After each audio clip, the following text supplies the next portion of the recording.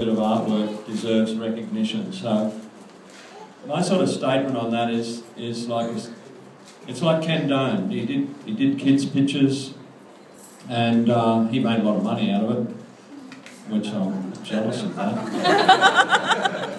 But anyway, so that's just my comment on artwork. As far as me doing artwork, I just want to keep painting boards because I surfed them. I'll make this thing play while we're doing it.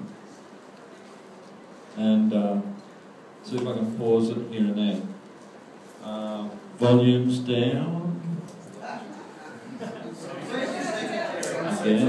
Hang on, technical problems. I'm hiding in the cupboard. What's that smoke? It doesn't matter. Assistance is needed. So, I just want to thank Mel Sutherland. Mel helped me out. He helped me set all that up. Wow. He took a lot of time. Yeah, he's just a legend. He and Jack, of course. These guys here are just wonderful. I couldn't have put the show on without them. I need to thank all the people who gave me their boards and who contacted me on the internet and said, I've got a board. In fact, a guy sent me a photo of a board the other day that's me. Is it?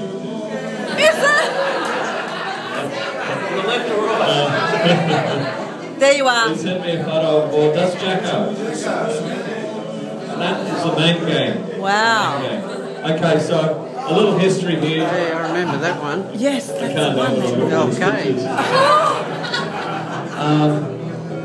When we started off, we were all kids, and the main gang was my mates. We went surfing, and we just loved it.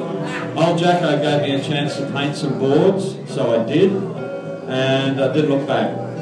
I ended up in Gordon Smith's factory down in Tarrant Point near Cronulla. I met this fella here, Peter Turner, one time, and that led to another part of my life when I moved up here. But in Sydney I painted surfboards from the north side, south side. I had boards coming from the central coast. I had Wollongong, I had Nowra, and I had a guy from Ulladulla just before I moved up here. I actually burned out. So I moved up here. Most of these boards from the north coast. I moved up here about 35 years ago and thought I'd never work again. I moved to the bush, did a bit of a hippie surfing thing, you know, I was having a nice time. But anyway, I ran out of money. Car broke down. I ended up at Kira, and I couldn't find the auto electrician. I ran down this set of factories, and Peter Turner was in one of the factories. I saw it was a board factory, and I went in and I said, "Oh, you know, you guys know where the auto electrician is?" And they said, "No, but do you want to paint some boards?" So that was how I started up here, and from then on, it was just fantastic. It was like going back about 20 years when I came up here. Cronulla was just this wild sort of a place, and it changed. It got all, you know, regimented, but the Gold Coast wasn't. And we painted boards. I got introduced to Don Munro. He was a clothing manufacturer. He had Mango Clothing. Got introduced to Gordon Merchant, all stemming from Peter Turner.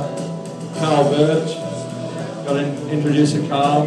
Just the myriad of people and the network was fantastic.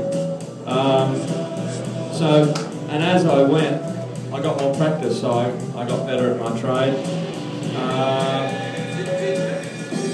Go down a bit further. Never back off. Yeah, it's sort of been a very interesting career. Most of the time, it got more about meeting the people that I worked with. I was quite capable of doing the work, and then I met all these crazy people.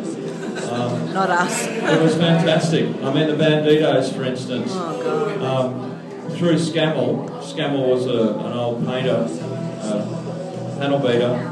He said, "Come around here, these Banditos want you to paint a motorbike tank." And I went round there, and there's this guy, his name was Kid Rotten. Right? Kid Rotten was like talking to the devil. And anyway, he said, will you paint my bike? And I said, yeah, righto.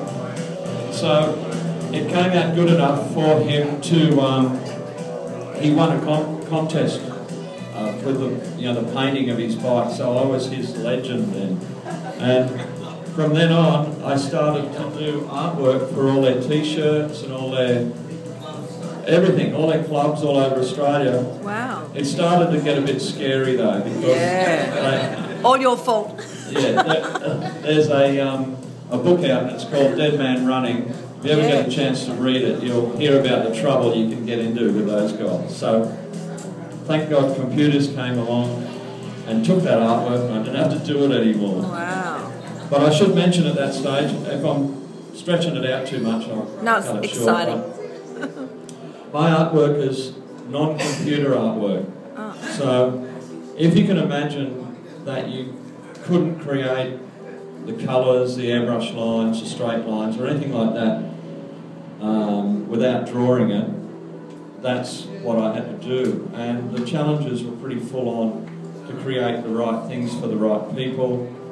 And somehow we managed to do it. I look back at some of the posters out there, which the paintings and the posters are the originals. They actually look like prints, but that's how clean the airbrush works. And it's just been fantastic being able to do all those things for those people. Dick Hoole, he's here tonight. He's a Storm Riders guy. He's just a serious support for artwork. Anyway, it's just been fantastic. I hope you enjoy this show. We'll have a few beers and we'll tell a few stories about things. I've tried to write little things on each piece of art. They all have a story somewhere behind them. You know, each piece has come from some guy who said something. In fact, there was a guy here before. He said, check this out. He turned his phone on and he said, remember that board? And I said, yeah, I do. And then it had a flying fish on it. And he said, remember you put the aeroplane up in space there? He said, that was me. I was a pilot. You know? And it's just things like that everybody gets a nice little kick and a personal touch out of the artwork. So anyway, thanks guys. I especially thank Barry for coming up.